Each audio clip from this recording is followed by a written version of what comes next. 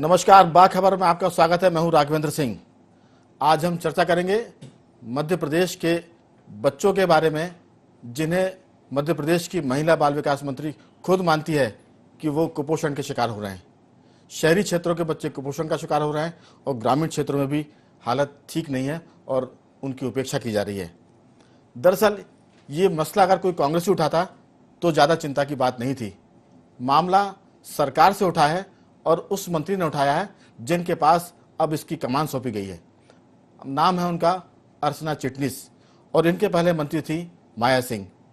वो मंत्री भी अभी सरकार में है, विभाग दूसरा है लेकिन उनके साथी हैं।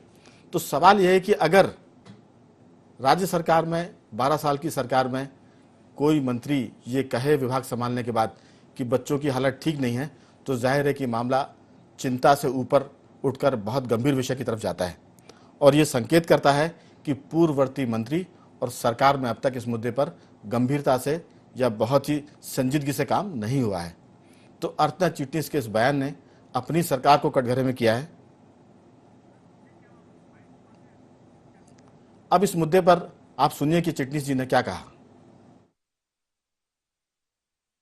कुपोषण के बारे में मैं एक विशेष तौर पर बात कहूंगी आपसे कि हमारे देश में ग्रामीण क्षेत्र में रहने वाला व्यक्ति, सुदूर जंगलों में रहने वाला व्यक्ति अधिक बलिष्ठ होता था और ज्यादा सेहतमंद होता था। वो उल्टा जो जिन कामों में फिजिकल हेल्थ की रिक्वायरमेंट ज्यादा है, ग्रामीण और वनवासी व्यक्ति उसको बेहतर तरीके से कर सकता था। आर्थिक संपन्नता का और कुपोषण का कभी भी संबंध भारतीय जीवन शैली में नहीं रहा है। इसी मुद्दे पर आज हम चर्चा करेंगे हमारे स्टूडियो में हमारे दो खास मेहमानों से। आपका बहुत बहुत स्वागत है दिनेश गुप्ता जी। रंजन जी, आपका भी बहुत बहुत स्वागत है। हम दोनों ही वरिष्ठ पत्रकारों से बात करेंगे इस मुद्दे पर। दरअसल मध्य प्रदेश में कई बार अटपटी बातें होती है। एक अटपटी बात यह भी है कि सरकार की मंत्री ने जो कुछ कहा, चाहे अनचाहे, खुद सरकार उनके निशाने पर आ गई। दिनेश जी, आपने चीज़ों को बहुत नज़दीक से देखा है, सरकार को भी देखा है, जिन मंत्री का ये बयान है उनको भी देखा है, और जो मंत्री इसके पहले थी माया सिंह, उनको भी आप अच्छे से जानते हैं। माजरा क्या है? ये आपसी अनबन है या सरकार पर अनचाहे आरोप लग गया? नहीं, ये उन्होंने जो है खुले दिल से ये स्वीकार किया है कि उनको जो है किस स्थिति में विभाग मिला है। देखिए, आप इसको इस तरह से भी देख सकते हैं। जो पिछले दिनों इनकम टैक्स का भी जो छापा पड़ा था, वो जो पोषण आहार से संबंधित जो लोग हैं उन्हीं के यहाँ ये छापा पड़ा था, जिनकी सप्लाई जिनको करनी है, जिनको बच्चों तक पोषण आहार पहुंचाना है। ये पोषण आहार के लिए इतने ज़्यादा प्रयोग हो चुके हैं कि अब सरकार के पास कोई ये चारा नहीं है कि ये क्यों जो है कुपोषण का शिकार है। मंत्री जी का बयान भी एक प्रयोग के तौर पर आया क्या? प्रयोग नहीं, वो फेस सेविंग कहिए आप उसे, कि वो अपना अभी से अपनी जिम्मेदारी से पल्ला झाड़ लीजिए कि जो है आप कुपोषण के शिकार हैं। उन्होंने अभी एक नया प्रयोग करने उन्होंने कहा ही है कि वो जो सुरजने की फली है वो बच्चों को खिलाई जाए ताकि वो कुपोषण मिट जाए। वो सरकार की जवाबदारी से वो पहले दिन से ही अपने आप को अलग कर रही है कि विभाग कुछ कर सकता है। देखिए, पोषण आहार का काम मध्य प्रदेश में एमपी एग्रो कर रहा है, जो सरकार की संस्था है, जबकि सुप्रीम कोर्ट का आदेश बहुत स्पष्ट है कि जो आपको स्वयं सहायता समूह के माध्यम से स्थानीय स्तर पर ही पोषण आहार की व्यवस्था करना चाहिए।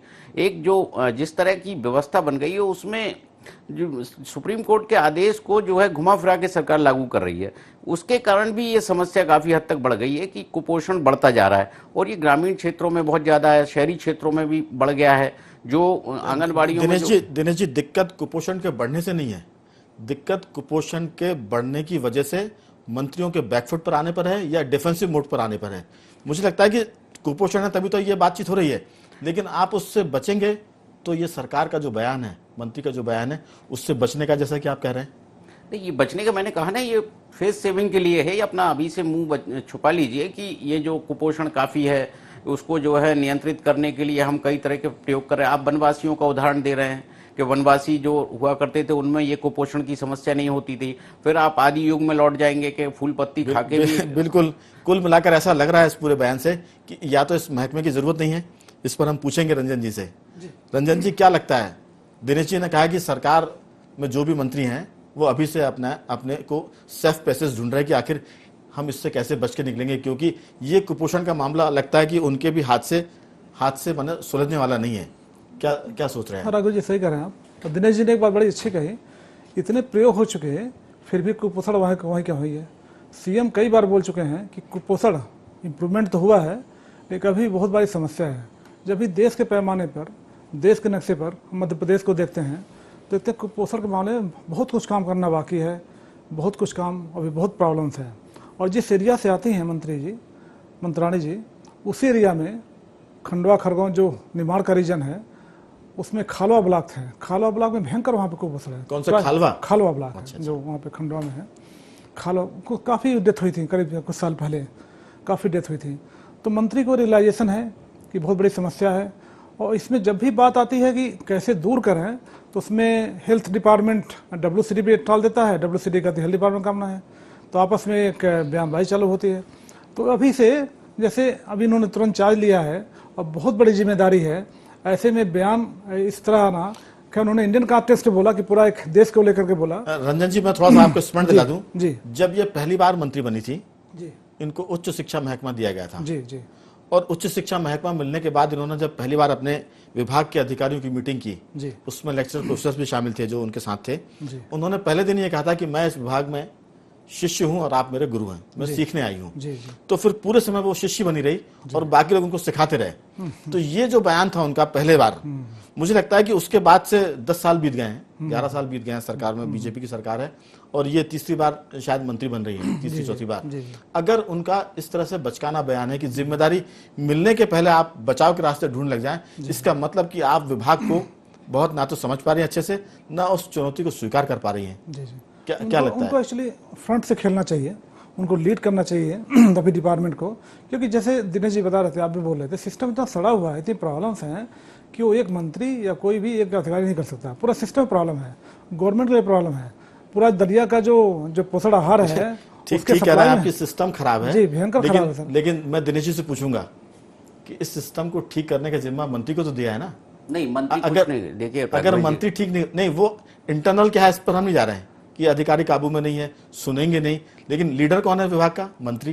नहीं, मैं वही बता रहा हूँ कि लीडर के साथ यदि टीम नहीं है उसकी मन माफिक, तो वो क्या करेंगे? आप देखिए कि महिला बाल विकास विभाग एक इम्प्लीमेंटिंग एजेंसी है जो आंगनबाड़ियों में बच्चों को पोषण आहार उपलब्ध कराता है। अब इसको सप्लाई करता है MP एग्रो।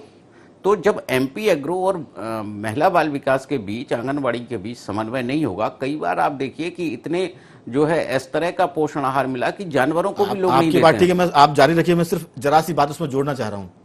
यशोधरा राजे सिंधिया, हम किसी मंत्री की ना तारीफ कर रहे हैं ना आलोचना कर रहे हैं। जब वो पहली बार खेल मंत्री बनी तो बजट बहुत कम था उसका, लेकिन मंत्री की जिम्मेदारी है कि वो अपने विभाग की जरूरत के हिसाब से बजट बढ़ाए, अफसरों को अपने हिसाब से रखे और जो अफसर उनके साथ है उनकी कमान को कस के रखे। बस इतना मैं कहना चाहता हूँ। मैं आपकी यशोधरा जी के उदाहरण दे देता हूँ। आपने खेल एवं कल्याण विभाग का उदाहरण दिया, आप उद्योग में देख लीजिए क्या हुआ। उन्होंने खुद ने ये बयान दिया कि अधिकारियों ने मेरा विभाग बदलवा दिया। तो जब जो है 2003 से और 2016 में बहुत सारी स्थितियां बदल गई हैं। अब आप वो स्थिति नहीं रही है कि एक मंत्री कुछ कर सके, उसकी तरफ से पहल कर सके। और खासकर ये जो पोषण आहार का मामला है, मुझे नहीं लगता कि कोई मंत्री कुछ इसमें कर सकता है, क्योंकि इसमें कहीं ना कहीं जो पूरा संचालन है वो काफी उच्च स्तर से हो रहा है। तो मंत्री इसमें कितना करती है ये देखना बड़ा इंटरेस्टिंग होगा। आप देखिए, ग्वालियर संभाग की मंत्री थी माया सिंह। श्योपुर में सबसे ज्यादा बच्चे जो कुपोषण के शिकार मिलते हैं शिवपुरी और श्योपुर जिले में, और वो वहाँ सहरिया कम्युनिटी आदिवासियों के बच्चे हैं, वो उसको जिला अस्पताल तक भर्ती नहीं करता उन बच्चों को। उनको डर लगता है कि हमने इनको यदि कुछ मेडिसिन दी कहीं मर जाएंगे, वो उसको लेके कोई गंभीर है ही नहीं। ये सभी लोग जानते हैं कि यहाँ श्योपुर में करहाल जो ब्लॉक है और शिवपुरी का जो पोहरी ब्लॉक है, दोनों जगह भीषण कुपोषण की स्थिति है, लेकिन ये छुपा हुआ तथ्य नहीं है, फिर भी कोई उस पर फोकस नहीं करता। कुल मिलाकर वजह जो भी है, सरकार में बहुत पानी बह गया 2003 के बाद से अब तक, लेकिन असली जिम्मा तो कप्तान का ही आएगा, मंत्री पर ही आएगा, चाहे जो वजह हो। रंजन जी, आपका इसमें क्या मानना है कि क्या इस तरह के बयान से, इस तरह की बातों से कोई मंत्री जिम्मेदारी से बच सकता है? कोई उनसे नहीं पूछेगा कि आपके अफसर मनमाफिक थे कि नहीं? जैसे मैंने बोला आपसे कि मंत्री को फ्रंट से लीड करना पड़ेगा। बिल्कुल, उनको बयान के बजाय काम करना पड़ेगा, योजना बनानी पड़ेगी। सीएम इस योजना को मानते नहीं, में बात की बात है, अफसर साहब मानते नहीं, बात की बात है, लेकिन उनको दाम लाना पड़ेगा कि हमने ऐसी योजना बनाई है, हमने कुपोषण दूर करने का प्रयास किया है, मध्य प्रदेश के माथे पे जो कलंक हटाने का प्रयास किया है, और काम में दिखना चाहिए। बिल्कुल बिल्कुल, जो काम में दिखना चाहिए और इनको लीड करना पड़ेगा। दिनेश जी, चाहे जो भी हो, अगर अफसर नहीं मान रहे हैं, सरकार की नीति गलत है तो एक्सपोज करिए। आप नहीं करेंगे तो आपकी बदनामी होगी, आप अकर्मण्य साबित होंगे और ये साबित होगा कि मंत्री इस विभाग को संभाल नहीं पाए और असफल हो गए। ये दाग जो भी लीडर असफल होगा उस पर लगेगा। अगर मंत्राणी ऐसा कह रही हैं तो क्या लगता है आपको, वो दाग लेकर नहीं जाएंगे इस तरह का? नहीं, देखिए, दाग लेके एक तो ये एक बयान है, अभी जो है उनको अगले बयान उनके देखिए कि कुछ दिनों में आपको जो है इंडेक्स सुधरा हुआ भी दिखेगा, क्योंकि ये जो आंकड़े हैं, ये आंकड़े और बयान दोनों अलग अलग चीज़ें होती हैं। उन्होंने जो है इस बात को स्वीकार किया कि कुपोषण है, और कुछ दिनों बाद जब आप इंडेक्स देखेंगे तो मध्य प्रदेश के जो है कुपोषण और उसमें बच्चों के जो स्वस्थ बच्चों की संख्या में आपको आश्चर्यजनक उछाल देखेंगे। ये सब तो आप देखिए हर मामले में देखते हैं, एग्रीकल्चर में देख रहे हैं, जीडीपी में देख रहे हैं, तो वो एक अलग चीज है। व्यवहारिक धरातल पे जो उन्होंने कहा कि कुपोषण एक समस्या है और इसको स्वीकार करने के लिए भी आपको काफी हिम्मत चाहिए। चलिए अपन ये मान लें कि उन्होंने स्वीकार किया है, तो अब वो बदलाव भी करेंगी, क्योंकि सच को स्वीकारने का मतलब है कि आप उस दिशा में काम करेंगे जिस मंजिल की तरफ आप जाना चाहते हैं। इस चर्चा को हम यहीं रोकते हैं और जाते हैं छोटे से ब्रेक पर।